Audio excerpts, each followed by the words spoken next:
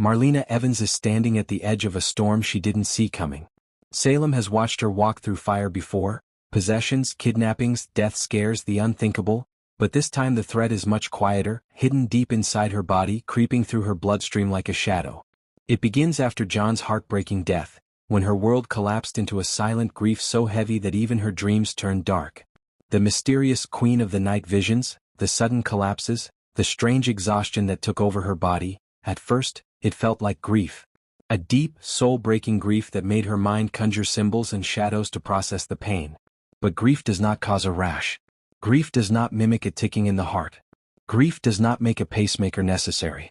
So when Sarah Horton noticed a rash on Marlena's wrist, everything changed instantly. It was that tiny mark, a sign that her Lyme test from earlier was likely a false negative, that unlocked the truth behind Marlena's dangerous symptoms. And even though 4 antibiotics were started immediately, the infection had been hiding too long, and Marlena's heart was now struggling under the pressure. Kayla Johnson, with a worried but steady voice, explained that Marlena's heart rhythm was showing signs of distress. A temporary pacemaker was no longer optional. It was urgent. It was necessary. And it had to happen now. Belle, terrified of losing her mother so soon after losing her father, was on the verge of panic. She saw her mother lying in that hospital bed, too pale, too quiet, and the fear of reliving John's death all over again was suffocating her. But Marlena stayed calm. Beautifully calm. Strong in that soft, gentle way she always has been. She held Belle's hand, told her not to worry, told her she would come back.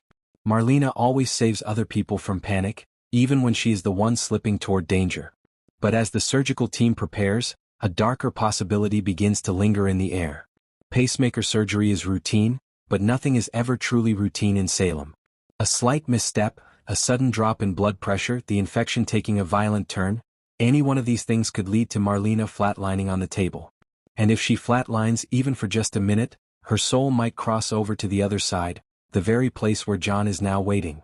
This is where the story begins to twist into something far more mystical than medical.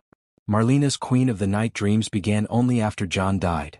At first, they seemed like grief-induced nightmares, shadows of her broken heart. But what if they weren't? What if John has been trying to reach her this entire time? What if the dreams were a warning? What if the infection wasn't just a random medical crisis, but a symptom of something larger coming their way, something tied to Salem's darkest forces? Imagine the operating room. Marlena's body is still. The monitors are steady. Then suddenly her heart stops. Her consciousness detaches, just for a moment, and in that suspended pocket between life and death, Marlena sees a familiar silhouette. John, the love of her life, standing in a place made of soft light and a quiet that wraps around her like heaven's breath. He is not there to take her with him. He is there to send her back. And he has something urgent to tell her. He warns her that danger is circling Salem again. He tells her that the Queen of the Night dreams are not dreams at all but messages.